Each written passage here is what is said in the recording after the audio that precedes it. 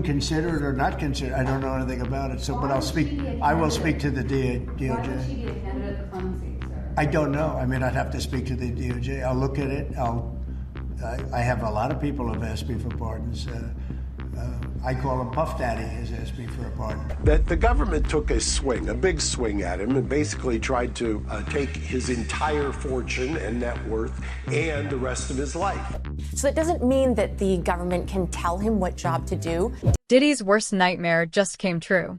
Michael Francisi, a former capo in the Colombo crime family who spent years behind bars, has revealed that Diddy was attacked with a shiv and almost killed.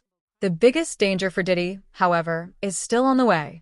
Are you concerned that Sean Diddy Combs could be assaulted, violently assaulted? Is that a thing? Because based on what was said in court, it feels like a thing. Yeah, it clearly is a thing. I mean, they're already, and he did not want to make a big deal of it. They already tried to shank him once at the MDC, and that was thwarted. And it happens in prison. I mean, you and I could tick off how many times we are aware of somebody getting seriously injured in prison. And so they're going to have to keep him somewhere that they can keep an eye on him. It would have obviously been better if he had gotten less time and had been at a camp, but he's going to be in a facility where somebody's going to have to, from the BOP, and I think they're well equipped to do it if they can, to keep an eye on him because he is a target. Diddy's lawyers are now preparing for the worst after Diddy's closest friend, Chiruchi Finney, exposed that Did's life is in danger. An inmate armed with a shiv snuck into Diddy's cell and tried to murder him during the middle of the night. This attack marks the second time someone has tried to come after Diddy. And keep in mind, this isn't even the worst problem Diddy has had to face. Diddy was threatened in prison by an inmate. It's now being reported that an inmate that is housed with Diddy in the MDC has held a shiv to his neck. And this isn't the first time that we are hearing Diddy say that he was threatened by an inmate with a shiv, so I'm not even sure if I believe it. But now we're hearing of the second attack that Diddy is facing in the MDC from his best friend Charlucci. A lot of people will remember him from the Diddy trial where he was caught outside a lot of the times wearing a Free Puff t-shirt. He was always there to support Diddy. Now Diddy's best friend is alleging that an inmate snuck into his room while he was sleeping and held a shiv to his neck. He then claimed that Diddy woke up, but he doesn't know if Diddy fought off this inmate or if the guard stepped in. Diddy's friend Charlucci is claiming that he believes that this inmate was just trying to intimidate Diddy because he said if he wanted to, he could have harmed him. And this is not the first time that we are hearing that Diddy was allegedly attacked by inmates. Diddy had submitted a letter to the judge before his sentencing hearing where he was claiming that he was attacked by an inmate with a shiv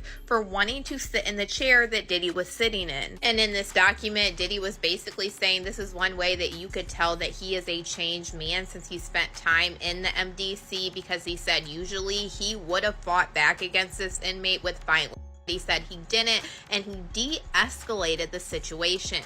Diddy is currently waiting to be transferred to a federal prison at the Metropolitan Detention Center in New York. Diddy is a target, and the inmates being held with Diddy right now know that if they get rid of Diddy, they'll be rewarded. Diddy might think that his money can save him, but when someone is determined, nothing can stop them. Diddy had something very scary happen to him. One of his close friends is speaking out and saying that while he was sleeping at the MDC Brooklyn jail, somebody came and put a knife, pressed it to his throat. Now, as I keep digging into the story, they're saying, yes, a correctional officer or a police officer was the one who came and basically helped him out and, quote unquote, saved him. Yes. And so, obviously Diddy's lawyers are trying to use this as a way to just get him even moved to a different location. But right now, everything is kind of staying as is. Yeah, his safety being an issue when he's supposed to be, I think in some sort of protected environment. Remember MDC? Isn't that where the Epstein situation happened? During Diddy's sentencing, his lawyers revealed that this was not the first time that Diddy had been targeted and last time someone actually tried to shank him. Diddy's lawyer, Mark Garagos, says that it's not just physical that Diddy has to worry about, but assault too. The nature of Diddy's charges and the evidence that was presented against him put him in danger. Criminals that violate women don't last long in prison. Yeah. Is he safe though? And you say something about him getting stabbed? I was going to say, Diddy's team is saying no, he's not going to be safe, because in court we found out that there was an attempt on Diddy's life, that there was a man that attempted to shank him, but they stopped it, the correctional officers. And they say Diddy didn't even want people to know that he didn't want to make it a big deal. But of course they're having that conversation about will he be safe because of who he is and how high profile this case is. Right. They're also having a conversation. Mark Geragos is a high profile attorney, a friend of Diddy's, but also the dad of Teeny Geragos, who led Diddy's defense about Diddy potentially being in court. And we can and just attacks on his life, because they say that people look at him as like a trophy or a prize, and to do something to him. Well, what if other inmates hear all of the stuff that we've been hearing in the news all of these weeks, and they scared of Diddy? That's not how they presented it. I don't. That's crazy to say Diddy's a trophy. Like, he's looked at as a trophy in jail is crazy. Isn't that crazy? But even more, Charlamagne talking about the inmates gonna be scared. Yo, and the lawyers, when they were speaking on Diddy being in prison and the circumstances him being in prison, I didn't never hear about this, and nobody ever said anything about this. And I want to know if it's in the prison records. They said one of the guards stopped a dude from shanking Diddy. Now, I'm like, if he was doing all this positive shit in jail, and they was talking about he was, all the inmates loved him, and they was employing him and doing standing ovation. I wonder what inmate was trying to shank him. Was that one of the Tupac? Was that one of the Tupac fans, or that was one of Biggie fans? Because they said that the guard, they said that in court. One of the lawyers, one of the guards stopped one of the individuals that was trying to shank him, bruh. And that was crazy. Nobody, I never, that didn't leak. Everything leaks from prison, but that didn't leak. Nobody wrote home and said, yo, dudes is in here trying to stab Diddy up. But the lawyers mentioned that today. I want to see if they're going to investigate that right there. You know what I'm saying? And base that, or he probably used that, base that on trying to help Diddy getting into one of those camps or one of those programs that, you know, he ain't got to worry about nothing.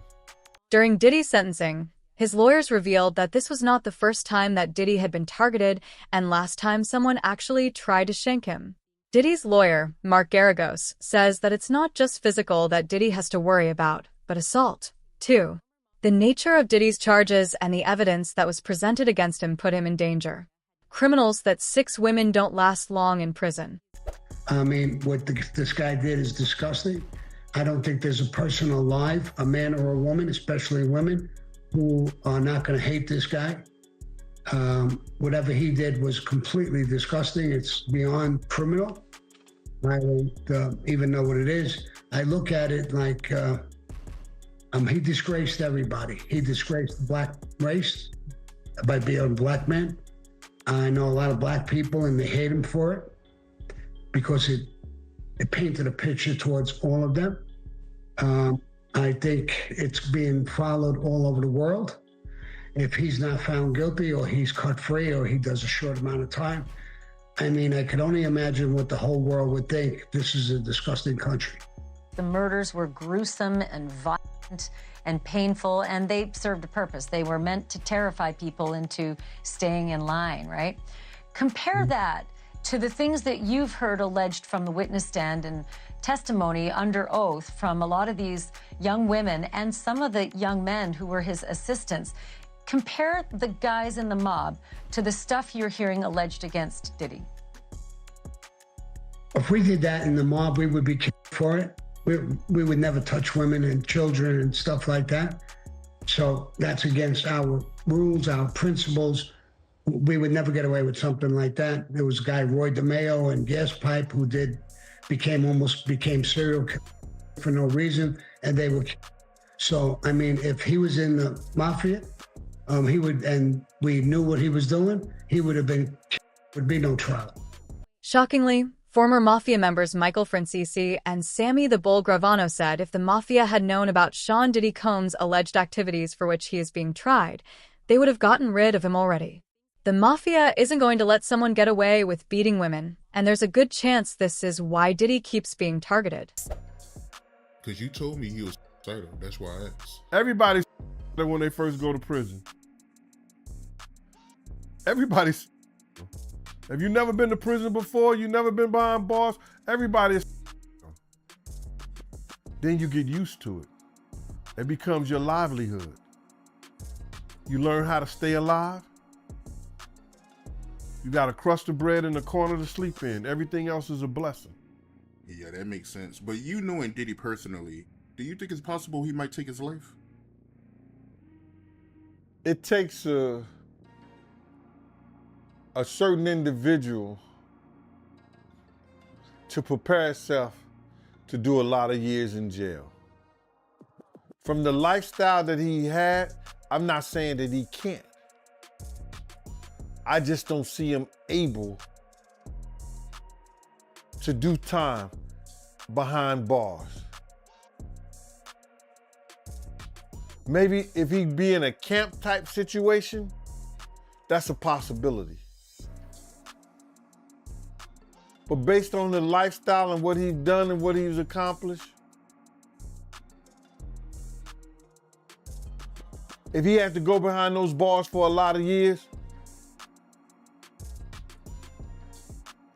I think that he may commit suicide. He'd do an Epstein. Why do you think he didn't pull a Russell Simmons and leave the country? They was watching him, bruh. They was watching him. And then I think that he had to turn over his passport.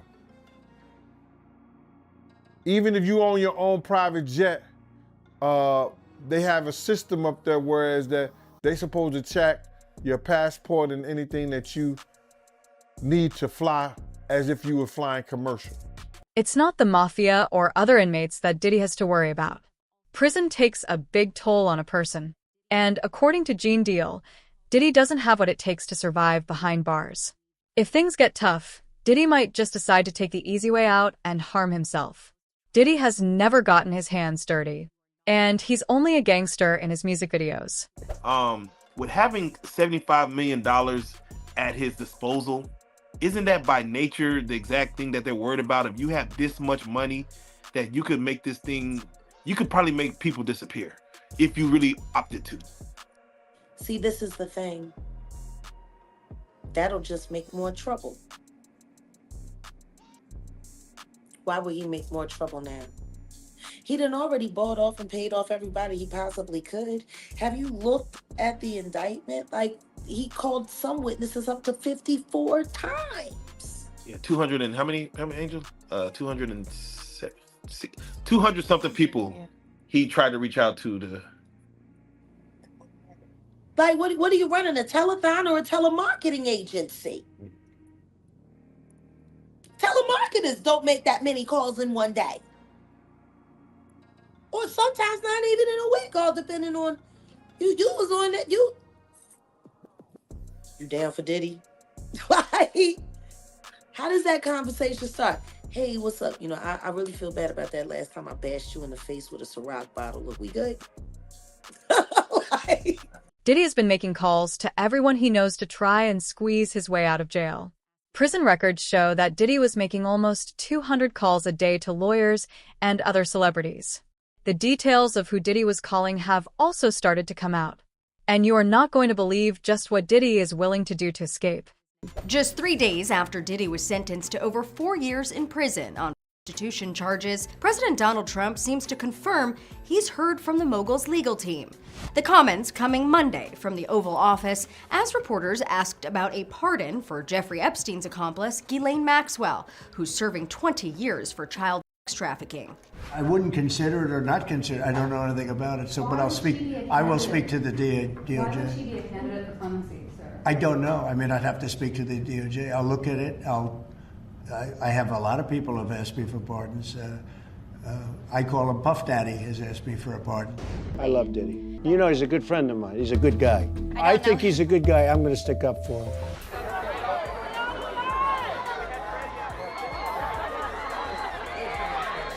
Trump and Diddy's ties go all the way back to the late 90s. Diddy was reportedly a guest at the president's 2005 wedding, and they ran in the same social circles. One mogul after another. It's mogul time. It's your boy Diddy. ET's cameras caught them together at this New York charity event in 2008. President Trump, as we've just played, said that Sean Combs had reached out to him. Do you know how that happened? Did he write a letter? Did somebody place a call for him? How did that happen? I know that it did. I'm not going to betray exactly how, but I know that there has been that communication, and I know that obviously Sean would welcome a commutation or a pardon. That's no secret. I saw today with great interest that there was another person who the president commuted his sentence because of right, a Bitcoin what he person who pled guilty. Yeah, correct, and got sentenced, and president thought it was an overreach.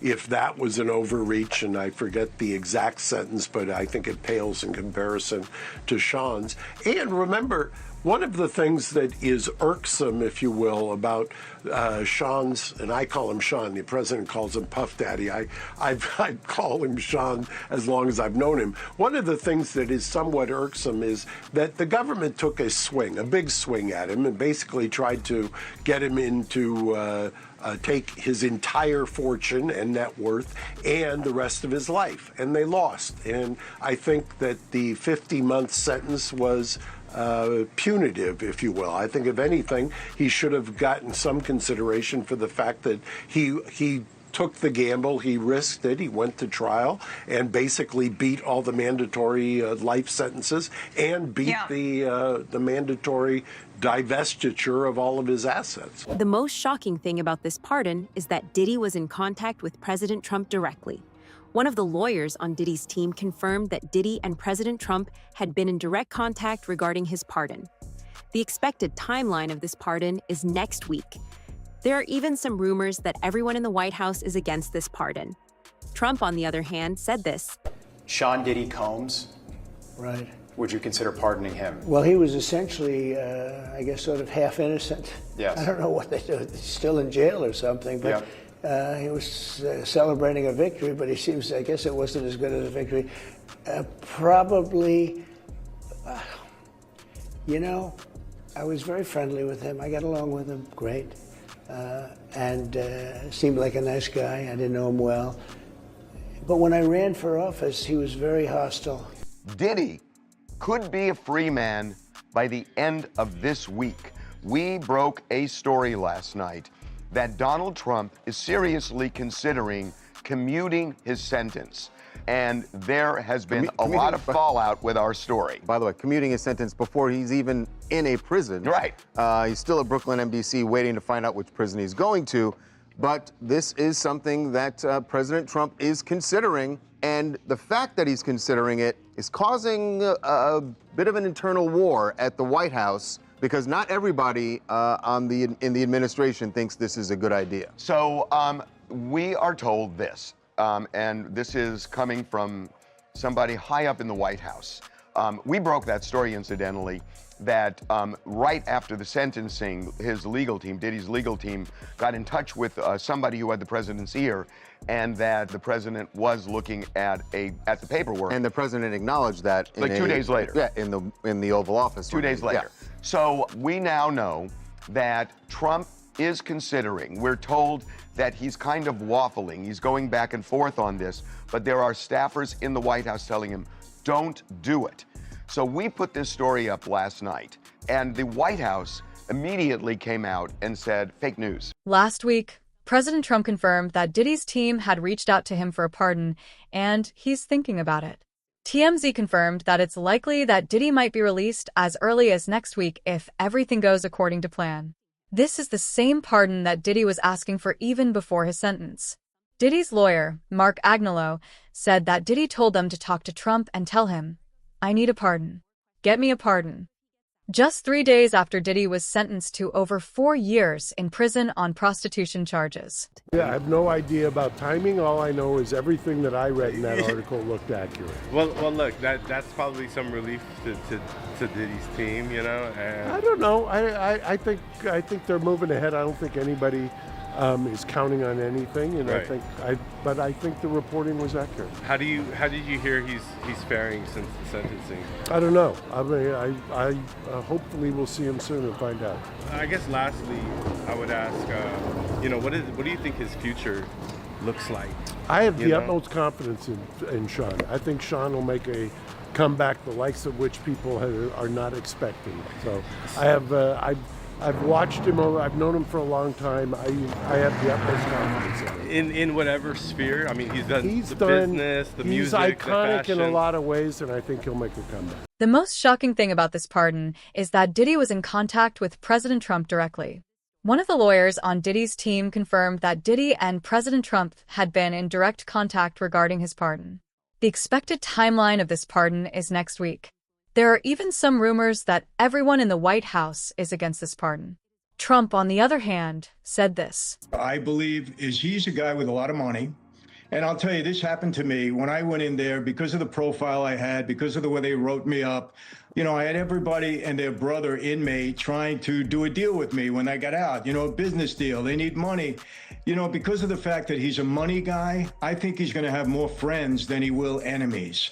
And in a medium security, normally nobody's looking to shank you. When you get into the higher institutions, when people are doing, a ton of time and there's no way you can benefit them, then you got a little more problem. But in a medium security, I don't think he'll have an issue at all.